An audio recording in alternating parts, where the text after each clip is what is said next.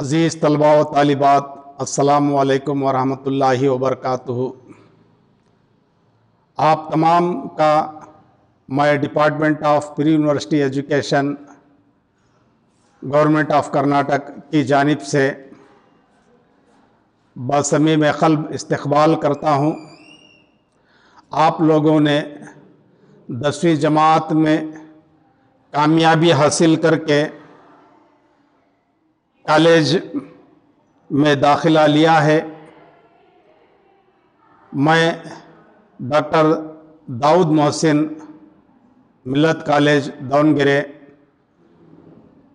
پھر ایک بار آپ کا استقبال کرتے ہوئے فرسٹ ایئر پی یو سی کی اردو کلاسز کا آغاز کرنے جا رہا ہوں۔ جیسا کہ آپ تمام اس بات سے بخوبی واقف ہیں کہ SSLC کے نتائج کے فوری بعد پی یو سی کی کلاسز کا آغاز ہو جاتا تھا، لیکن حالات ایسے پیدا ہو گئے امسال کہ تقریباً 4 مہینے کی تاخیر ہوئی۔ اب P U C first year کی کلاسز جو آن لائن ہیں، اس کا اہتمام department of pre university education کی جانب سے کیا گیا ہے۔ میں وقت ضائع کیے بغیر 2-4 تمہیدی باتیں کہہ کر اپنے اصل موضوع پر آ جاتا ہوں۔ دیکھیے، حالات بہت ہی ناسازگار ہیں۔ ان حالات سے نبرد آزما ہو کر زندگی گزارنا محال ہے، لیکن سمجھوتے کا نام زندگی ہے۔ حالات سے سمجھوتا کر لینا اور اس کے مطابق زندگی گزارنے پر آمادہ ہو جانا ہی انسانی زندگی کا تقاضا ہے۔ اس ضمن میں یہ جو کووڈ-19 کی وبا پھیلی ہوئی ہے، اس سے بچنے کی خاطر چند احتیاطی تدابیر لازمی ہیں۔ حکومت کی جانب سے باضابطہ طور پر اس کا اہتمام کیا جا رہا ہے، تاکید کی جا رہی ہے۔ اس کے باوجود یہ وبا پھیلتی جا رہی ہے۔ دعا کریں اللہ کا کرم ہو جائے، زندگی پھر نارمل پر آ جائے اور یہ دنیا جینے کی جگہ بن جائے۔ لہذا اس کے لیے ذاتی طور پر بھی کوشش ہونی چاہیے۔ حکومتیں لاکھ کوششیں کریں، لاکھ قوانین بنائیں، جب تک ہم احتیاط نہیں برتتے کوئی بھی قانون کارگر ثابت نہیں ہوتا۔ اس ضمن میں 2-3 اہم باتیں وہی ہیں: سوشل ڈسٹینس یعنی سماجی دوری، اس کے علاوہ ماسک ضروری ہے، اور اس کے ساتھ ساتھ ہاتھ کو صابن سے یا سینیٹائزر سے دھوتے رہنا۔ یعنی ایک سینیٹائزر ہے، دوسرا سوشل ڈسٹینس ہے اور ماسک ہے، یہ تینوں اہم ہیں۔ لہذا اس پر عمل پیرا ہونا ہر ایک کے لیے لازمی ہے۔ میں آج فرسٹ ایئر پی یو سی میں جو اردو کی نصابی کتاب رکھی گئی ہے، اس کے تعلق سے چند اہم باتیں جو نصاب میں شامل ہیں اس کے تعلق سے کہہ کر موضوع پر آؤں گا۔ جیسا کہ یہاں پر آپ لوگ دیکھ رہے ہیں کہ ادب شناسی نام کی اردو کتاب شامل نصاب ہے۔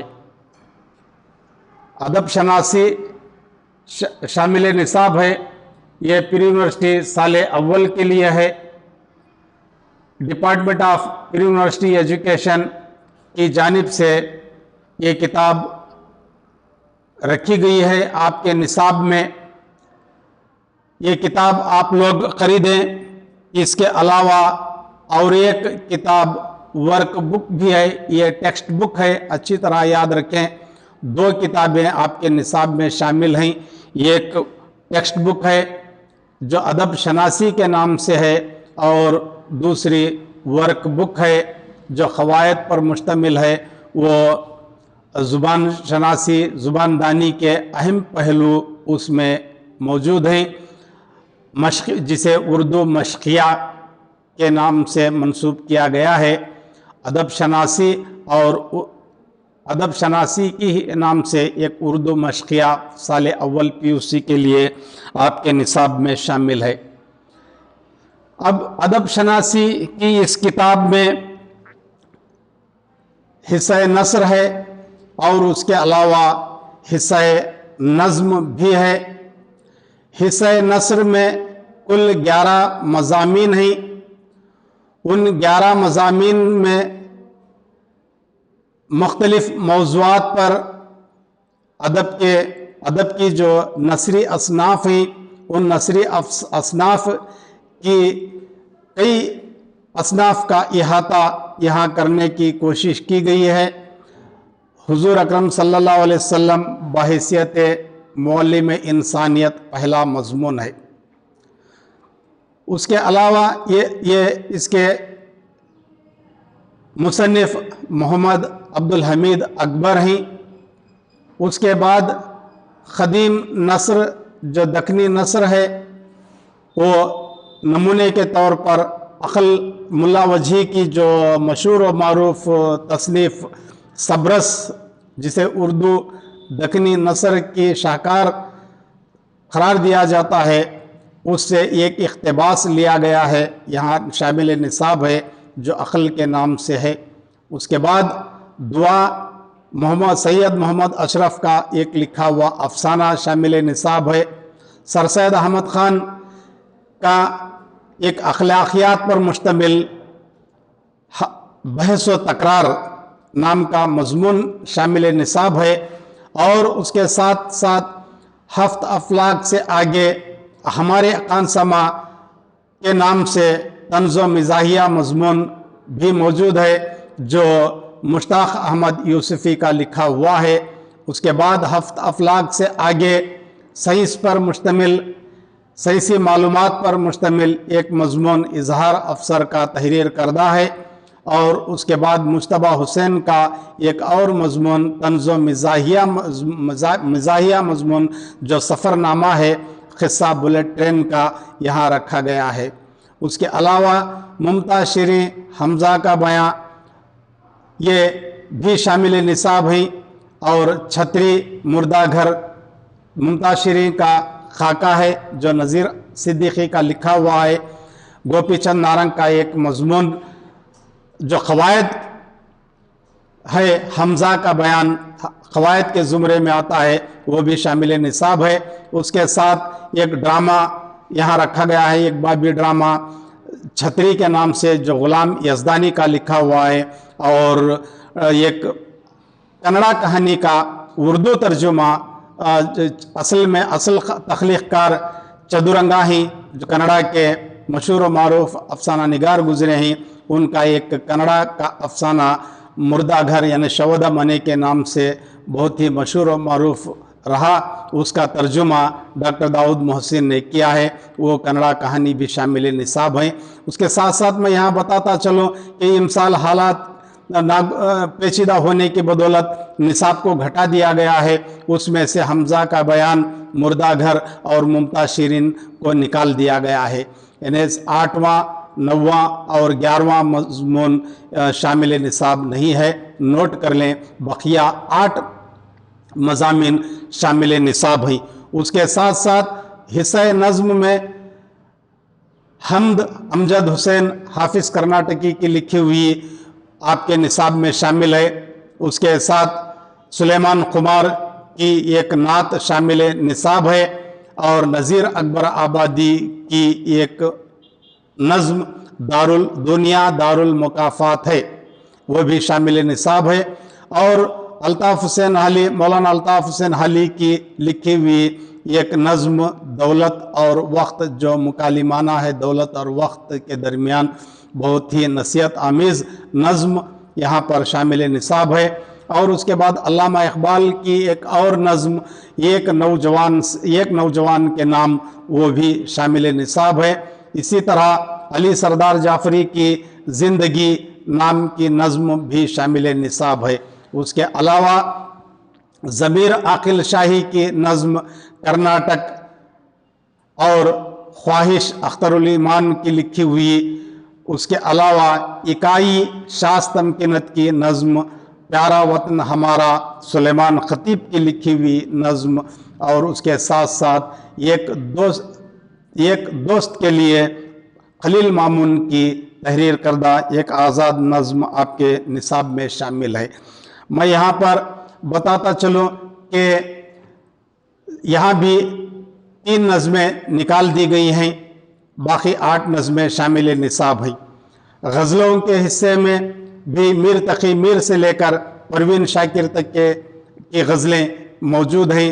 मीर तकी मीर, मिर्ज़ा गालिब, मोमिन खां मोमिन, शाद अजीम आबादी, हसरत मोहानी, फ़ैज़ अहमद फ़ैज़, नासिर काज़मी, मजरू सुल्तानपुरी, महमूद अयाज़, हमीद अलमास और परवीन शाकिर की गज़लें शामिल निसाब हैं। कुल 11 गज़लियात पर मुश्तमिल निसाब है।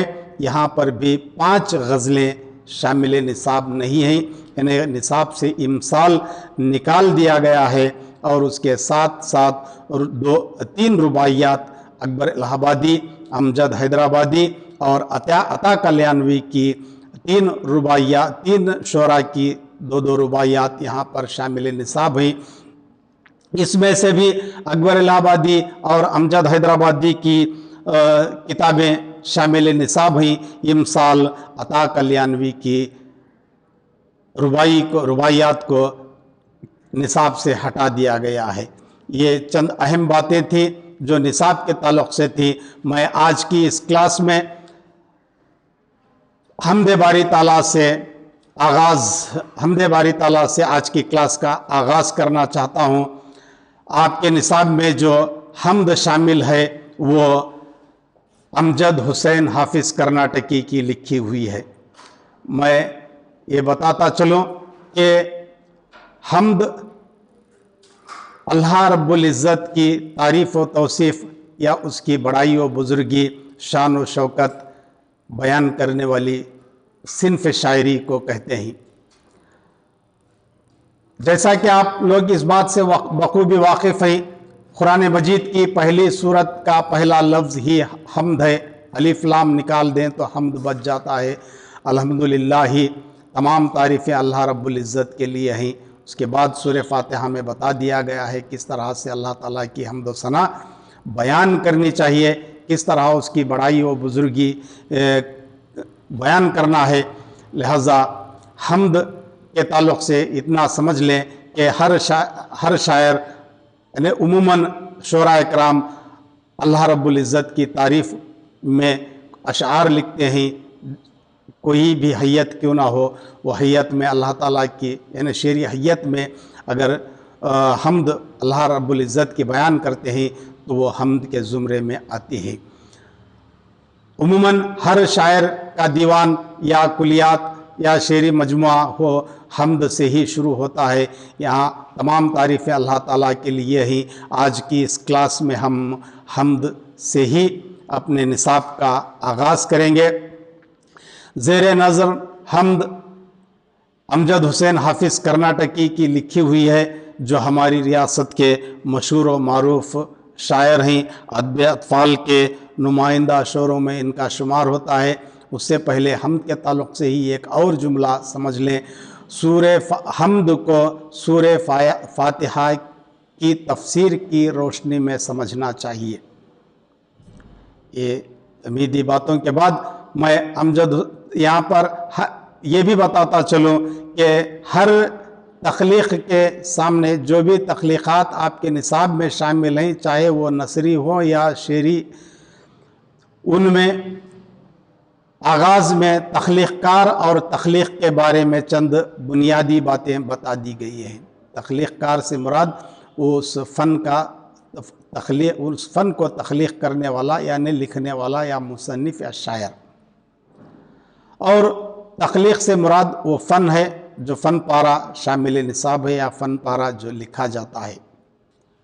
کریشن، تخلیق کار سے مراد کریٹر، رائٹر، تخلیق سے مراد رائٹنگ یا creator, one who creates the creation. اس تخلیق کے تخلیق کار امجد حسین حافظ کرناٹکی ہیں۔ اس کے امجد حسین نام ہے، حافظ تخلص ادب اطفال کے مشہور و معروف شاعر، ہماری ہی ریاست کے پڑوس والے ضلع شموگا کے شکاری پور میں ان کی پیدائش ہوئی۔ آپ نے ابتدائی تعلیم مدرسے میں حاصل کی، اس کے بعد آپ نے TCH کی تعلیم حاویری ضلع کے رٹہڑی نامی ایک گاؤں میں حاصل کی۔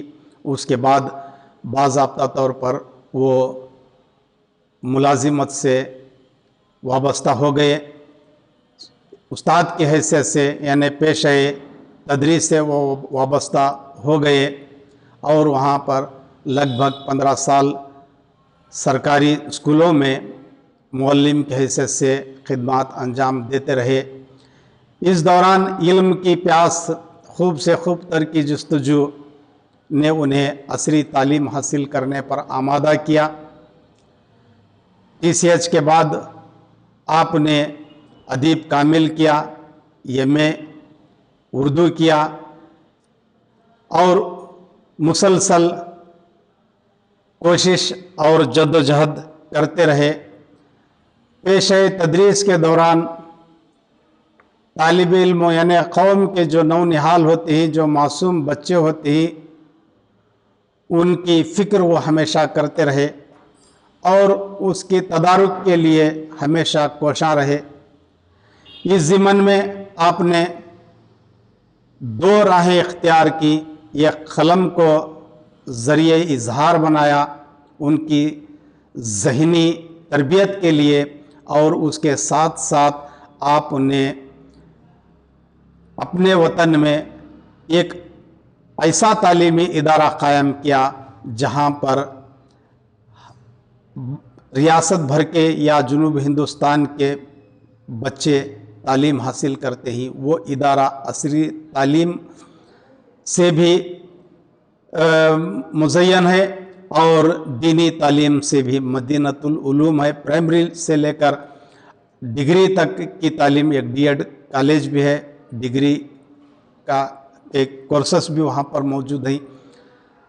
لڑکیوں کے مدرسے اسکول الگ، لڑکوں کے اسکولس الگ، اور اس کے ساتھ ساتھ مدرسے، مساجد، یہ ان کی خدمات ہیں۔ 2000 میں حالانکہ انہیں ابتدا سے ہی ادب سے شوق رہا، لیکن باضابطہ طور پر 2000 عیسوی سے انہوں نے کتابیں منظر عام پر لانا شروع کیا۔ اب یہ جنون میں مولانا کے تعلق سے ایک بات کہنا مناسب سمجھتا ہوں، وہ جو بھی کام کرتے ہیں جنون ان پر سوار ہو جاتا ہے، اور جنون کی حد تک اس میں انوالو ہوتے ہیں، اور جنونی صفت لے کر وہ اڑتے ہیں، اور وہ ہر ممکن کوشش کرتے ہیں اور اس میں کامیاب بھی ہو جاتے ہیں۔ لہذا 2000 میں انہوں نے کتابیں لکھا تو پہلے سے تھا، لیکن منظر عام پر کتابیں لانے کا جو سلسلہ شروع ہوا، 20 سال میں انہوں نے کتابوں کا انبار لگا دیا۔ اب تک تقریباً 60-65 کتابیں منظر عام پر ان کی آ چکی ہیں۔ کتابیں منظر عام پر لانا اور ان کو باقاعدہ طور پر پھیلانا یہ مولانا کے ہی بس کی بات ہے. وہ نظم و نثر دونوں پر باقاعدہ لکھتے ہیں. ان کی کتابوں کی تعداد آج ایک تعداد ہوتی ہے، 2 مہینے کے بعد وہ اس تعداد میں اضافہ ہو جاتا ہے. لہذا ان کی زبان عام فہم، آسان، دلکش ہوتی ہے. ان میں ان کا غیر معمولی جو کارنامہ ہے وہ حضور اکرم صلی اللہ علیہ وسلم کی منظوم سیرت ہے، جو ہمارے نبی کے نام سے منظر عام پر آئی ہے. یہ کتاب صرف بچوں کے لیے ہی نہیں بلکہ بڑوں کے لیے بھی ایک اثاثہ ہے.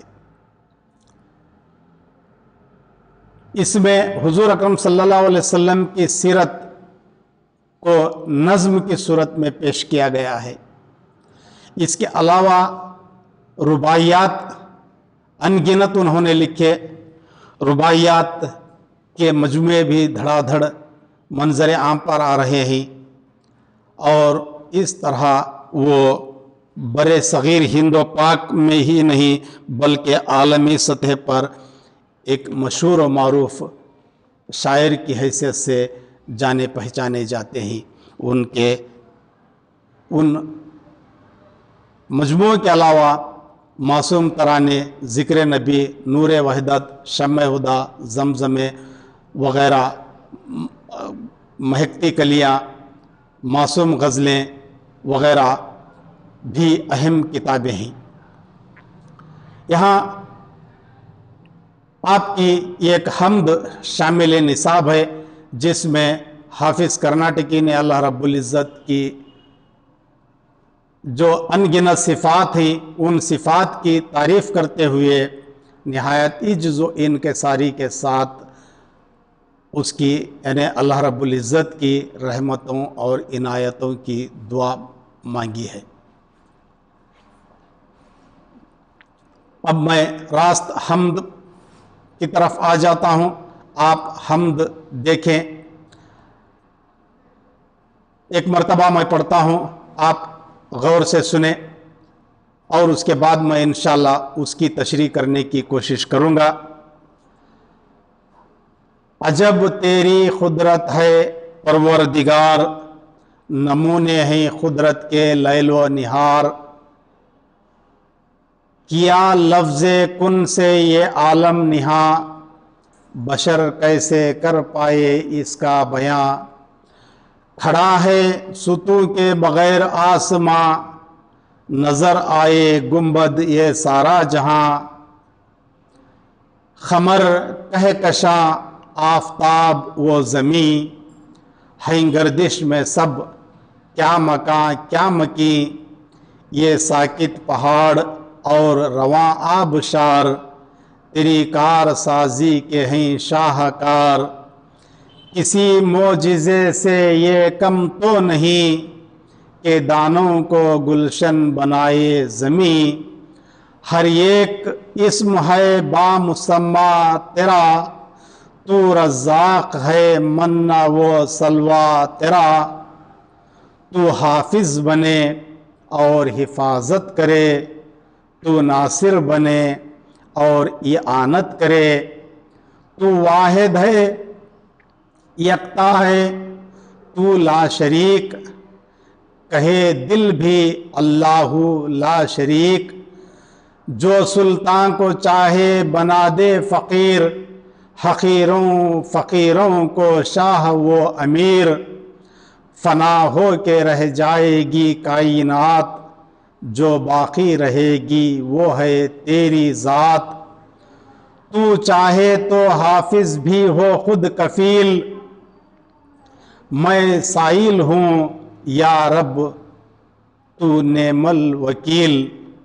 تو چاہے تو حافظ بھی ہو خود کفیل، میں سائل ہوں یا رب تو نعم الوکیل. تو یہ ہے مولانا امجد حسین حافظ کرناٹکی کی لکھی ہوئی حمد، جو بہت ہی سیدھی سادی ہے. बहुत ही सीधी सादी है। मैं अब एक के बाद दीगरे इन अशार की मुख्तसर वजाहत करना ज़रूरी समझता हूँ। देखें, शायर हम्द की शुरुआत इन अल्फाज में करता है, अजब तेरी खुदरत है परवरदिगार, नमूने हैं कुदरत के लैलो निहार। लैलो निहार के माने यहाँ रात और दिन। लैल रात है, निहार दिन है। अरबी अल्फाज हैं, मुरक्कब है लैलो निहार। शायर इस शेर में अल्लाह रब्बुल इज़्ज़त की हम्द व सना बयान करते हुए कहता है कि ऐ परवरदिगार, तेरी खुदरत अजब है। ये रात और दिन तेरी खुदरत के नमूने हैं। अल्लाह ताला की अज़मत व खुदरत के बेशुमार नमूने हैं हमारे सामने। ये पूरी दुनिया, ये इतना बुलंद आसमान, चाँद चमकते हुए तारे, ये रोशनी बिखेरता हुआ सूरज, नूर बिखेरता हुआ चाँद, पेड़ पौधे, शजर हजर, ये तमाम चीज़ें अल्लाह ताला की कुदरत के नमूने हैं। इंसान सबसे बड़ा नमूना है अल्लाह ताला का, वो भी शाहकार तख्लीक है इंसान। यहाँ शायर कहता है, ऐ बारे ताला, ये रात और जो दिन ख़त्म होता है तो रात आती है, रात ख़त्म होती है तो सहर होती है या दिन होता है, रोशन दिन आता है। ये तेरी खुदरत के नमूने हैं, तेरी खुदरत के नमूने हैं। लिहाजा इसके अलावा भी बेशुमार नमूने हैं। जैसा कि मैंने कहा, अल्लाह ताला की बड़ाई बयान करते हुए शायर कहता है, ऐ पाक परवरदिगार, तेरी खुदरत की ये निशानियाँ हैं, चाँद और सूरज, रात और दिन, ये तेरी खुदरत के बेहतरीन नमूने हैं। दूसरे शेर में कहता है शायर, किया लफ्ज़े कुन से ये आलम आया, बशर कैसे कर पाए इसका बयां। शायर कहता है, ये ऐ बारे ताला, तूने कुन, एक लफ्ज़ है कुन फयकुन, कुरान शरीफ में आता है। अल्लाह ताला ने इंसान को अल्लाह अपने हाथों से तख्लीक किया, बनाया। इसके अलावा कायनात में जो भी मखलूक़ात हैं, कहा जाता है कि कायनात में तकरीबन 18,000 मखलूक़ात हैं, उन मखलूक़ात 18 लाख या 18,000 मखलूक़ात हैं, 18 लाख मखलूक़ात हैं। उन मखलूक़ात में से इंसान भी एक है।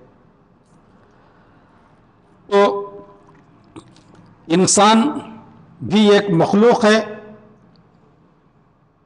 यहाँ इंसान के अलावा जितनी भी मखलूक़ात हैं, यानी अल्लाह ताला यदुल्लाह की तख्लीक इंसान है, इसके अलावा तमाम तख्लीक़ात अल्लाह ताला जिस चीज़ का तस्वुर करता है, उस चीज़ का तस्वुर करके कुन कहता है तो फयकुन यानी हो जाता है।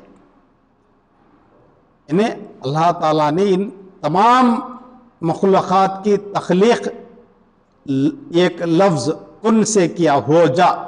कुन से मुराद यहाँ पर हो जा, तो हो गया। ये पूरी कायनात, ये पूरा आलम या आलमीन, जितने भी आलम हैं, एक आलम यहाँ हमारे सामने है। कुरान शरीफ में रब्बिल आलमीन, रहमतुल लिल आलमीन, आलमीन का लफ्ज़ आया है, अल्फाज आए हैं। तो कई आलम हैं, रब्बुस समावाति वल अर्द, आसमानों, जमा का सेगा इस्तेमाल हुआ है। नूरुस समावाति वल अर्द, मशरिक़ैन और मगरिबैन के अल्फाज आते हैं। कितने मशरिक़ और कितने मगरिब हैं, कितने आसमान, 7 समावात व अर्द का कहा जाता है। 7 आसमान है, 7 ज़मीन है। जो भी हैं, पेड़ पौधे, जो कुछ भी है, पानी, हवा, फरिश्ते वगैरह, सब को अल्लाह रब्बुल इज़्ज़त ने सिर्फ़ और सिर्फ कुन के लफ्ज़ से तख्लीक किया लफ्ज़ कुन से ये आलम आया, पूरा आलम ज़ाहिर हो गया। सिर्फ ایک لفظ کن سے. تو اے باری تعالیٰ ان بشر یعنی انسان اس کا بیان کیسے کر سکتا ہے؟ تیری تعریف، تیری حمد و ثنا کیسے مکمل کر سکتا ہے؟ حتی المقدور کوشش کرتا ہے انسان اللہ رب العزت کی تعریف و توصیف، اس کے حمد و ثنا، بڑائی و بزرگی بیان کرنے کی حتی المقدور کوشش کرتا ہے، لیکن مکمل تعریف اللہ تعالیٰ کی، اس کی حمد و ثنا، اس کی بڑائی و بزرگی کرنا محال ہے. اس لیے شاعر کہتا ہے اے بار تعالیٰ تیری بڑائی، تیری بزرگی، تیری شان و شوکت، تیری عظمت کا یہ عالم ہے کہ اس کا بیان ہم نہیں کر سکتے، کیونکہ تو جو چاہتا ہے اسے تخلیق کر دیتا ہے. ایک لفظ کن فیکن سے تمام تخلیقات وجود میں آ جاتی ہیں. تو ہم انسان ہی اس کا تیری تعریف مکمل طور پر بیان کرنا اس سے قاصر ہیں.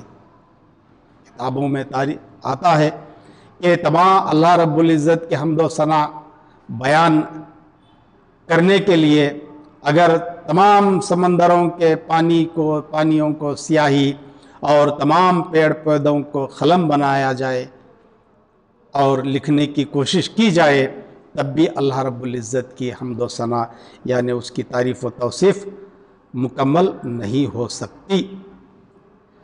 اس کے بعد شعر ہے کھڑا ہے ستون کے بغیر آسماں، نظر آئے گنبد یہ سارا جہاں. جیسا کہ میں نے کہا اس بہت ہی مولانا امجد حسین حافظ کرناٹکی کی تخلیقات کی ایک خصوصیت یہ ہے کہ وہ بہت ہی سیدھی سادی زبان کا استعمال کرتے ہیں. بھاری بھرکم تراکیب، استعارے، تشبیہات وغیرہ کو لا کر اپنی تخلیقات کو مزین کرنے کی کوشش نہیں کرتے، بلکہ جو کہنا چاہتے ہیں بہت ہی سادگی اور سلاست کے ساتھ سیدھی سادی زبان میں کہہ دیتے ہیں. تو یہاں دیکھیے کھڑا ہے ستون کے بغیر آسماں، نظر آئے گنبد یہ سارا جہاں. ہمارے سامنے کا منظر ہے، یہ آسمان اتنا بلند ہے، یہ جو ایک گنبد کی مانند ہمیں لگتا ہے، ایک گنبد یعنی ڈھکا ہوا ہے. ہم سب ڈھکے ہوئے ہیں، پوری دنیا کو آسمان ڈھانپ لیا ہے. ایک گنبد کی مانند آسمان کو اللہ تعالیٰ نے بنایا ہے، اور وہ بھی ایک سپورٹ کے بغیر، ایک کھمبے کے بغیر، ایک ستون کے بغیر. یہ اللہ تعالیٰ کی شان ہے. بغیر ستون کے اتنا طویل آسمان، اتنا بلند آسمان بغیر کسی سہارے کے کھڑا ہوا ہے. یہ اللہ تعالیٰ کی عظمت و قدرت ہے، اس کی بڑائی ہے. کسی سپورٹ کے بغیر اتنا بلند آسمان کو اس نے کھڑا کیا ہے. تو یہ اللہ تعالیٰ کی شان و شوکت کی نشانیاں ہیں، اس کے عظمت و قدرت کی نشانیاں ہیں. اللہ رب العزت یعنی انسان کوششیں کرتا ہے، بڑی بڑی عمارتیں بناتا ہے، ہو رہی ہیں آسمان کو چھونے والی، آسمان سے باتیں کرنے والی، سینکڑوں کی تعداد والی منزلوں کی، یعنی 100 منزلہ عمارتیں بن رہی ہیں. ایک چھت، چھوٹی 10 فٹ کی چھت ہی کیوں نہ ہو، اسے بغیر سہارے کے نہیں کھڑا کر سکتے ہم انسان. چاہے ٹیکنالوجی اور سائنس کتنی ہی ترقی کر لے، سہارا چاہیے. کسی بھی چیز کو کھڑا کرنے کے لیے سہارا چاہیے. یہاں اتنا بڑا آسمان بغیر کسی سہارے کے کھڑا ہوا ہے، یہ بہت بڑی بات ہے. تو یہ اللہ تعالیٰ کی عظمت اور قدرت ہے. اس کے بعد والا شعر ہے خمر کہکشاں آفتاب و زمین، ہیں گردش میں سب کیا مکان کیا مکی. یعنی قمر، چاند، کہکشاں ستاروں کا جھرمٹ، آفتاب سورج زمیں سب کے سب گردش میں ہیں. چاند بھی گھوم رہا ہے. سولار سسٹم آپ لوگوں نے پڑھا ہے, نظام شمسی, سب حرکت میں ہیں. ہم بھی حرکت میں ہیں, انسان بھی. کیا مکان, کیا مکین, کیا چاند, سورج, کہکشاں, زمین, سب اپنے اپنے محور پر گھوم رہے ہیں. کوئی چیز ساکت نہیں ہے. زمین بھی اپنے چکر کاٹ رہی ہے, زمین بھی گردش کر رہی ہے. اللہ تعالیٰ کا نظام ویسا ہے, سب اپنے اپنے دائرے پر گھوم رہے ہیں. کہ اللہ تعالیٰ نے اس طرح اتنا بہترین سسٹم بنایا ہے کہ وہ ایک دوسرے سے نہیں ٹکراتے. تا قیامت وہ اپنے اپنے محور پر باقاعدہ طور پر گھوم رہے ہیں. سب کے سب گردش میں, زمین بھی چکر لگا رہی ہے, چاند بھی, آسمان بھی, ساری چیزیں گردش میں ہیں. مکان بھی, مکین بھی. یہ اللہ تعالیٰ کی عظمت ہے. اس کے بعد والا شعر ہے, یہ ساکت پہاڑ اور رواں آبشار تیری کار سازی کے ہیں شاہکار. شاعر یہاں کہتا ہے کہ یہ جو ٹھہرے ہوئے پہاڑ ہیں, جو زمین پر لاد دیے گئے ہیں, یہ اونچے اونچے پہاڑ جو ایک جگہ کھڑے ہوئے ہیں, ساکت پہاڑ, اور یہ بہتے ہوئے آبشار, یعنی جو آبشار اوپر سے پانی پڑتا ہے وہ ہے واٹر فالس جسے کہتے ہیں. وہ ہمیشہ رواں رہتے ہیں, اوپر سے پانی پڑتا ہے, وہ بہنے لگتا ہے. وہ یہ کھڑے ہوئے پہاڑ اللہ تعالیٰ کی کارسازی کے شاہکار ہیں. اللہ تعالیٰ کا جو کام ہے, جو بھی بہترین کام, اس کے یہ شاہکار ہیں. اس کے بعد والا شعر ہے, کسی معجزے سے یہ کم تو نہیں کہ دانوں کو گلشن بنائے زمیں. یہ یہاں معجزہ لفظ ہے. معجزہ یعنی کرشمہ, اور کرشمہ, کرامت, معجزہ, یہ تین الفاظ ہمارے پاس موجود ہیں. معجزے کے تعلق سے یاد رکھیں, کتابوں کے حوالے سے کہہ رہا ہوں میں, کہ معجزہ وہ ہے جو نبیوں سے ہوتا ہے یا اللہ تعالیٰ کی عنایت ہوتی ہے. وہ بھی اللہ تعالیٰ کی عنایت ایک نبیوں پر, اور نبیوں سے جو غیر معمولی واقعات پیش آتے وہ معجزے. قرآن شریف ایک معجزہ, نور معجزہ. اس کے علاوہ حضور اکرم صلی اللہ علیہ وسلم کا چاند کو 2 ٹکڑے کرنا معجزہ, یہ نبیوں سے. اب یہاں اللہ تعالیٰ نے جو معجزے دیے انبیاء کرام کو, اور انبیاء کرام کو, وہ اپنی جگہ ہے. یہاں اللہ تعالیٰ کی جانب سے جو غیر معمولی کام ہوتا ہے وہ معجزے کے طور پر یہاں ہوتا ہے. تو اب یہاں دانا, ایک دانا جو بے جان ہوتا ہے, زمین کی کوکھ میں ڈال دیا جاتا ہے. زمین میں ڈالتے ہیں, اس پر مٹی لاد دیتے ہیں, مٹی میں وہ بند کر دیتے ہیں. 2-4 دنوں میں وہ مٹی اس بے جان دانے میں کومپل پھوٹ دیتی ہے, کومپل پھوٹتی ہے, اور وہ باقاعدہ طور پر وہ کومپلیں آگے چل کر پودا, اس کے بعد درخت, پیڑ یا اناج کے جو پودے ہوتے ہیں, وہ پھولوں کے جو پودے ہوتے ہیں, وہ جیسا بیج ویسا پودا اگتا ہے. لہذا یہ معجزے سے کم نہیں ہے. سوائے رب العزت کے کوئی ذات نہیں ہے جو بنجر زمین کی کوکھ, یعنی زمین کی کوکھ میں وہ دانہ ڈال دیں اور اسے وہ گلشن میں تبدیل کر دے. اللہ تعالیٰ ہی واحد ذات ہے جو یہ کر سکتا ہے. اس کے بعد والا شعر ہے، ہر ایک اسم ہے با مسمہ تیرا، تو رزاق ہے من و سلوا تیرا۔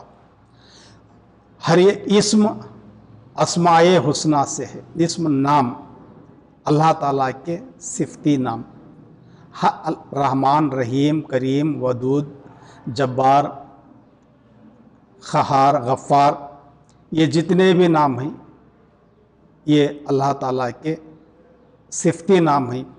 رزاق، رزق دینے والا، کرم کرنے والا کریم، رحم کرنے والا رحیم، یہ اللہ تعالیٰ کا کوئی بھی نام کیوں نہ ہو، کوئی بھی نام کیوں نہ ہو، وہ با مسمہ ہے، نام جیسا ہے اسی طرح کی صفت اس میں موجود ہے۔ نام با مسمہ سے مراد یہاں پر نام جیسا ہو، کام ویسا ہو، نام سے ہٹ کر نہیں۔ رحمان ہے، رحم کرنے، مہربان ہے، تو مہربانی اللہ تعالیٰ کی صفت ہے۔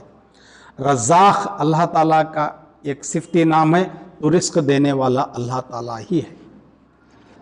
تو ہر ایک نام، جتنے بھی نام ہیں صفتی نام، تمام نام اللہ تعالیٰ کے با مسمہ ہیں، با معنی ہیں۔ اللہ تعالیٰ رزق دینے والا ہے، من و سلوا تیرا۔ یہ من و سلوا کے تعلق سے سن لے، من و سلوا حضرت موسیٰ علیہ السلام کی امت کو جو جنت سے غذا آتی تھی، بنی بنائی یا پکا پکایا پکوان جو آتا تھا، اسے من و سلوا کہتے ہیں۔ اس کی تاریخ طویل ہے، یعنی ان کی امت کو تقریباً 40 سال تک اللہ تعالیٰ نے فرشتوں کے ذریعے رزق بھیجا، وہ اللہ تعالیٰ ہی ہے۔ ہر ایک اللہ تعالیٰ کے بس کی بات ہے۔ تو حافظ بنے اور حفاظت کرے، تو ناصر بنے اور اعانت کرے۔